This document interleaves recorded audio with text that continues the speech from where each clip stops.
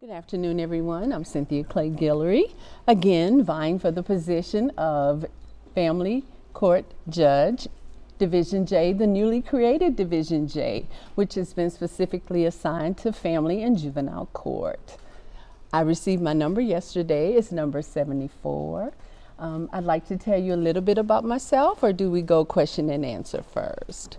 Okay, let me tell you a little bit about myself. I grew up on Enterprise Boulevard. Yes, I was on the Bully here in Lake Charles, Louisiana. My mom, Evelyn Francis Bello, owned a lounge and a hotel. From an early age, she taught us the importance of work ethic as well as in education. I went to the best of schools, Sacred Heart Elementary, and it was right at a time where integration came into play that they closed our Sacred Heart High School. So then I attended St. Louis High School. Before then, I went to the all-girls school, St. Charles Academy, and then we consolidated with the boys and formed St. Louis High School, from which I graduated. I then attended McNeese State University, first Xavier University in New Orleans, which is a Catholic university. HBCU, very proud of Xavier University. I serve now as the alumni chapter president. And leaving Xavier after receiving my Bachelor of Arts degree in Political Science, I knew I wanted to go to law school, but I'd just gotten married, so I knew I couldn't leave right then and there. So I attended McNeese State University, where I received my Master of Arts degree in Social Science. After McNeese State University, I went to the famous Southern University School of Law. Now it's Southern University Law Center, whereupon I received my JD degree and returned home. My first job was with Al Gray, then Al Gray, now deceased, who hired me as a law clerk. And then I worked in Sulphur with Skipper Dross and Kent Savoy. Judge Savoy serves now on the Third Circuit Court of Appeals as their law clerk. Then I opened my private practice and have been practicing law here in the city of Lake Charles for 37 years. I've run the gamut in types of cases that I've handled. I've been handled family law cases, divorces, as well as custody issues, child support issues. I know what it takes to make decisions, the tough decisions. And when you're dealing with family law, you're dealing with people's lives and emotions. Oh my goodness, you're dealing with their money, you're dealing with custody of their children, you're dealing with their property. You better be ready to serve in that capacity when you submit your name to run for a district judge in family and juvenile court. Also on the family court arena, I know there is a backlog in cases. I am willing to extend my schedule and my calendar to give more dates so that we can get rid of the backlog. When you come into family court, your case should be heard, not this continuing. What I propose to do is serve you to not only extend my calendar and the docket, but we're going to hold pretrial conferences the day before your scheduled hearing. First there's rules and then there's trials. Well, if we hold a pretrial conference the day before, I listen to what the attorneys are arguing. I tell them likely what my decision will be. If they cannot stipulate or are not satisfied with that decision, the next court date they receive will be their actual trial date. Show up with your witnesses, let's go to trial. Now also in juvenile and family court, you're dealing with children on the child protection side. Those children who have been abused and neglected. We need more foster parents. We need more people to sign up, to take the classes, to open their homes and open their hearts to children who have been abused and neglected. I have seen firsthand those kids who have tested positive for drugs at birth. They need special care. They need homes of love. I've also seen firsthand those kids who are abused or neglected, and I know that they need special homes. Our first choice, of course, would be kinship, to find someone who's related to them so that we can keep them in the family. But oftentimes we're not able to do that. So we need foster homes, we need foster parents, we need people to volunteer, to show the love. These kids have been rejected enough. On the juvenile side, we deal with delinquency cases. The law has changed. Now a juvenile is up through age 17. All 17-year-olds will be coming to juvenile court as of July 1st. We still have the option, of course, the DA does, to transfer them to the adult system for the more severe crimes, the homicide, the ag rapes, etc. But basically, juvenile judges will be handling 17-year-olds. So what I propose to do is take the bench to the city, okay?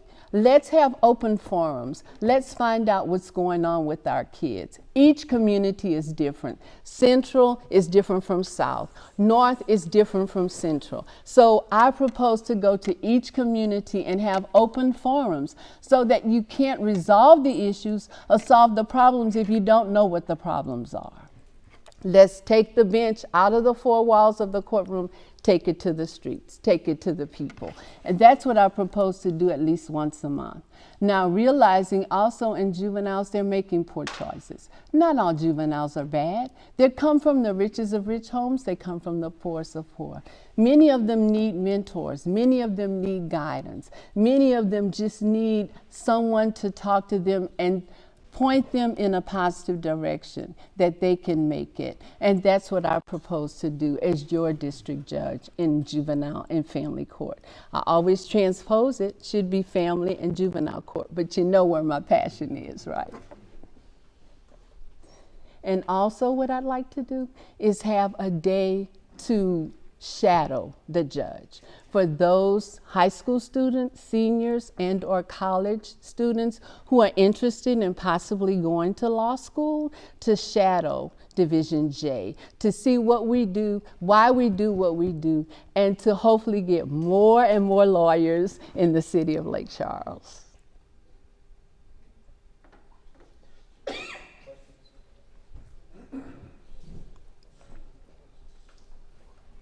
One question I have, and we know you've been a part of the system for quite some time. Yes, sir. Something that will be coming up with the creation of a third African American judge seat gives us now a third of the court. Yes, sir. A majority of the 9-person court, if in voting for district judges, when they go to vote on different things in the administration of justice, if elected, what would be your position on, as we know right now there are 2 Caucasian hearing officers. So although we're not going to have access on the 3rd floor at the family courthouse, which we are excited about that, a lot of times the first person that people that look like you and I see are 2 white people, right, that make recommendations on what should happen, as you said, with their property, their children. What do you plan to do if elected, along with your fellow African American judges who will be elected, on bringing an African American into the hearing office? That would be a priority for me. If there are going to be 3 judges, we need to have 3 hearing officers. Because right now, initially, there was only 1 hearing officer that started. The caseload was so heavy, they felt the need to bring a 2nd hearing officer. I even applied for both of those positions. But as you can see, I was not successful. And so I would push to have that 3rd hearing officer prayerfully be an African American hearing officer. Now, how is that going to fly with regard to the new position that has been created? I don't know, but it can't hurt to try. All the judges attend judges' meetings. We put our best foot forward. We present proposals, and hopefully I can persuade our fellow judges to make that 3rd appointment. Ms. Guillory, thank you for being here today and again sharing your message, not only to those of us that are in the room, but those of us that are tuned in, probably from all over the world, that are listening to us on today and taking part in this. I want to commend you for your work outside of your public service. Mm-hmm. Some of you in the room may not know that Ms. Guillory was instrumental in helping us to form a team of the local HBCU alums, to where we were able to provide a send-off for the freshmen that are going to Southern, Grambling, Xavier, and also Dillard University. We came together we've been able to send close to 100 kids off.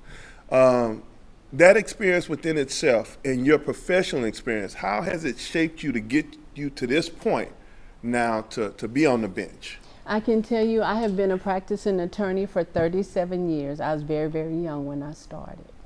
And I have been with the district attorney's office now, almost 30 of those 37 years. So I've run the gamut. I've worked with the Louisiana legislature in enacting laws dealing with children and family. I've worked with the national legislature. I've gone to Washington, D.C. in dealing with laws, families, and children. It has been my passion. Many have asked, why don't you run for one of those other divisions? That's not my passion. My passion are children and families. I have to be perfectly honest, call me crazy. But in response to your question, as my passion is families and children are out there. So I got to go out there and be with them. So my service in the community stems from my background. I stated that my mom owned a lounge in a hotel. Let me tell you a little bit. We never saw color in my home. Black, white, blue, green, it didn't matter. They were welcome in my home. Whether they were prostitutes or priests, it didn't matter. They were welcome in our home. I'm just keeping it real. My mom kept it real with me, so I'm just keeping it real. So we were taught to love. My mom had a mission where we served homeless, drug addicts, alcoholics. They ate the same food we ate. She didn't cut any corners. I've served at Abraham's tent. I've donated to Abraham's tent. I've paid for funerals of our kids who have succumbed to violence and drugs. I don't toot that horn. I don't think I have to. My heart goes out to families. So when you ask me to serve, I'm president of the Xavier University Alumni Association. When we started talking about HBCU send-off for kids, man, I was all in. You know, it's like, okay, do I write the check? Do I attend meetings? What do I have to do? And it was an awesome event, you know, and I thank Mr. Fondell for, that was his baby, but he didn't keep his baby to himself. He brought us all in and we worked together as a family. We worked together for the betterment of our youth. We were so proud of each and every youth, irregardless as to what school you were going to an HBCU, and we wore our colors proud. And so I'm excited about that. We did it for 2 years. I'm saddened because we didn't do it this year because of COVID-19. And I understand people are hurting. People have lost their jobs. They have lost loved ones. They don't know where to turn. So I just want to give a message of hope. I'm passionate about what I do and what I believe in and what I stand for, but I also have compassion for hurting people. And I've seen it. I've seen them come into our courts. I've seen them make poor decisions. I've seen them not know which way to go. I've seen them self-medicate on drugs and alcohol with co-occurring conditions. I've seen them cry out for help. I've seen mom at their wits' end not knowing. I've seen only moms coming into court and you don't have that male role model or male figure. I've asked for mentors to work with our high-risk youth. I hate to call them high risk. Do we say at risk? I don't know what's the proper lingo. Our kids are hurting. They need guidance. And you know what? If you don't teach them at home, or if you don't show them the love that they need, they'll look for it out there on the streets. Thank you. I'm passionate, y'all.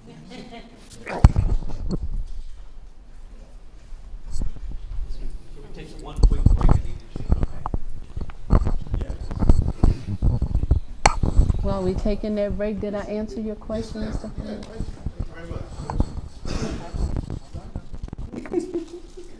Is that all right? That's right. You look in my eyes? I will. Okay. Right now. So right now, it's okay? Right now. You look in my eyes?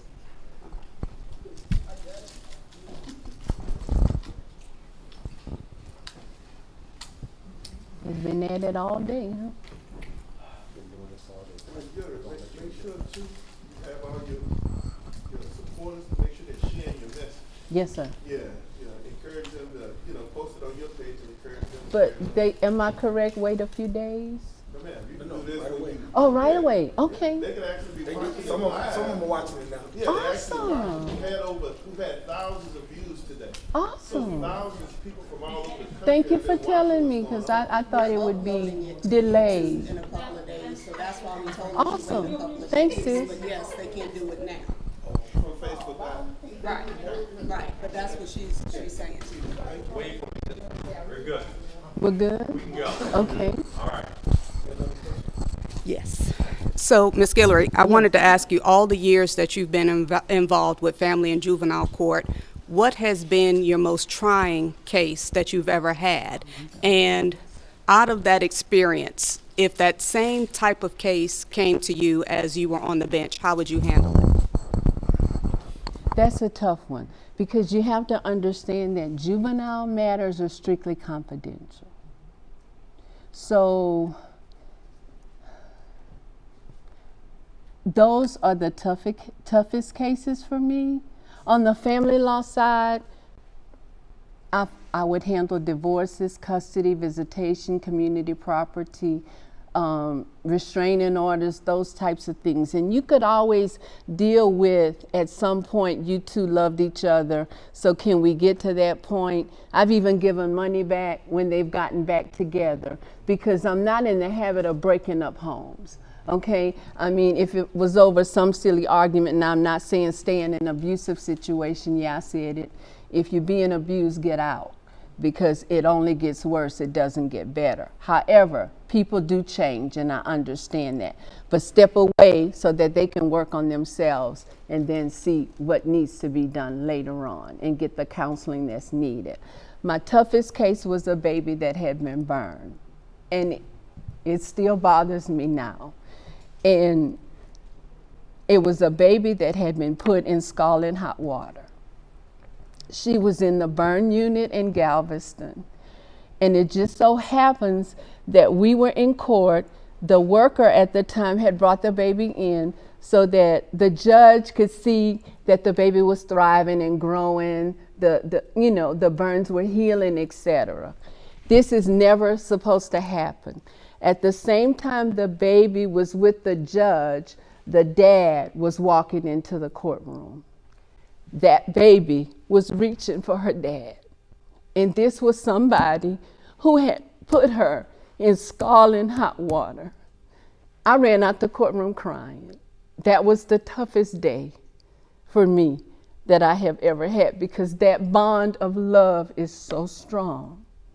It didn't even matter that what this man had done to her. She was still reaching for him. That was tough. If I were on the bench, I would pray that I've hardened up and that I can handle it.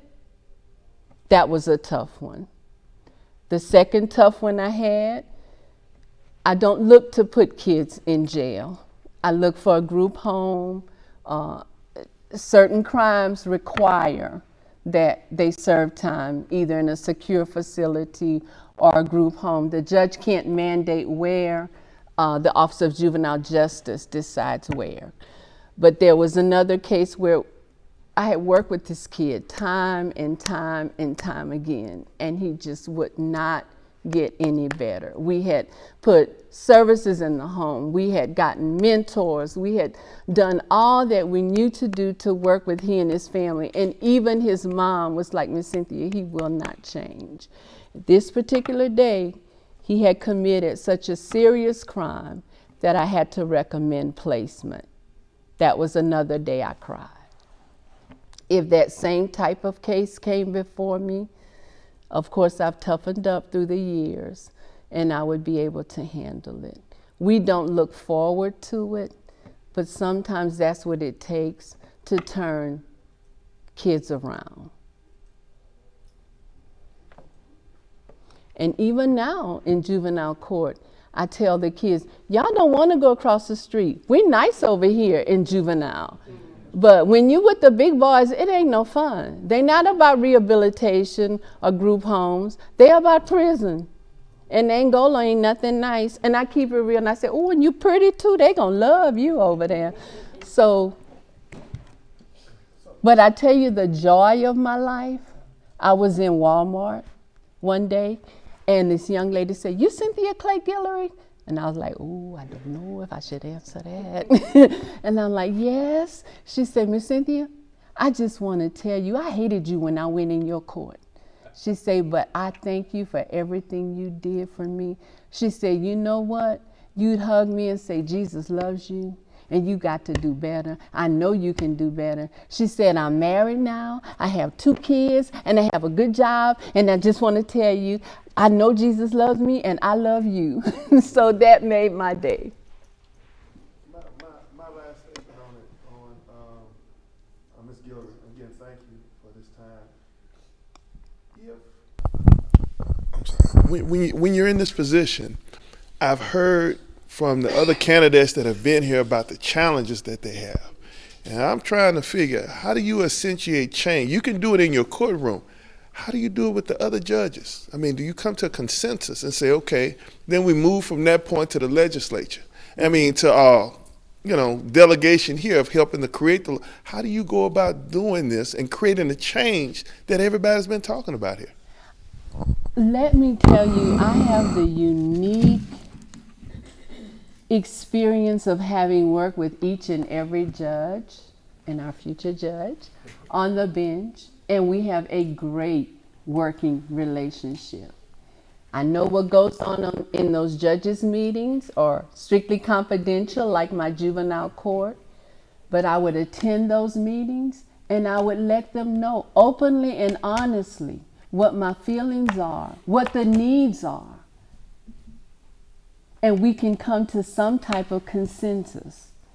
If you don't work together, nothing can ever be accomplished. What did Dr. Martin Luther King say? We either work together in love and survive, or we perish as fools. I don't want to be no fool, y'all. I want to work together and survive and thrive and make a difference in the community and make a difference in people's lives. Thank you for coming again. I want to ask a question about Division J. J specific. Okay, specifically. Mm-hmm.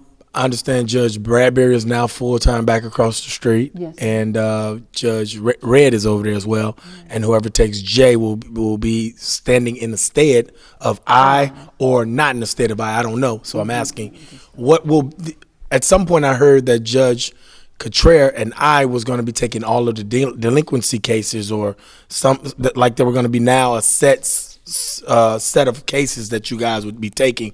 How is that going to be for Jay? I don't know. We tried that. We tried. Many people don't know. We had set it up where the 3 juvenile judges, juvenile and family court judges, had gotten together and come up with a calendar that Division I, Judge Cottrell, would handle all the delinquency matters and the child in need of care matters, okay? So that would be given to I at the time, and then the other 2 judges, Judge Bradbury and Judge Red, would handle all the domestic issues involving everything domestic. Well, that worked for about 3 weeks, maybe not even that long, because apparently the other judges had not been contacted, and this was something that had only been decided among the juvenile and family court judges. My position on that is I would love to do that. I would love to do that because I know that there's a backlog on both the juvenile side. We need more days. On the SINC side, which is the child in need of care, unfortunately, our kids are being abused and neglected, y'all. We're getting the reports, petitions, affidavits every day. And so there is a backlog, there is the need. So wherever I'm needed, I'm willing and able. There will not be any on-the-job training for me. I'm ready. I've been doing this over 37 years. I can fill in wherever needed. I've done felony cases. I've done DWI cases. I've done the child in need of care cases. I've done the delinquency cases. I've written laws regarding divorce. I've written laws regarding pro se litigants, where someone can come into court and they don't even have to have a lawyer. They can file it in proper person. Some people don't know what pro se litigants are. I worked on the committee with the Supreme Court to write rules of court involving that. So I'm ready to hit the ground running once elected. And whatever I'm needed, wherever I'm needed, if it's the division solely, sync, and delinquency matters, or if it's divorces, sync, delinquency, let's get to work. Let's get this backlog out the way and go forward so that when people come to court, their case can be heard. It's no more 3 or 4 continuances. Let's move on. And I also know on the delinquency side, I don't have the luxury of waiting to go to trial a year, 2 down the road. There are delays. We have to move. We have to get them in court in 48 hours. We have to get them to trial in 30 days if they're in custody. If they're not in custody, we have to get them to trial in 90 days. So it's a lot. It's an ever-moving piece, timepiece constantly. And so I'm willing to work. I'm a worker, y'all. Mama taught me that work ethics. I work overtime for you, whatever it takes. But most of all, compassionate justice for you.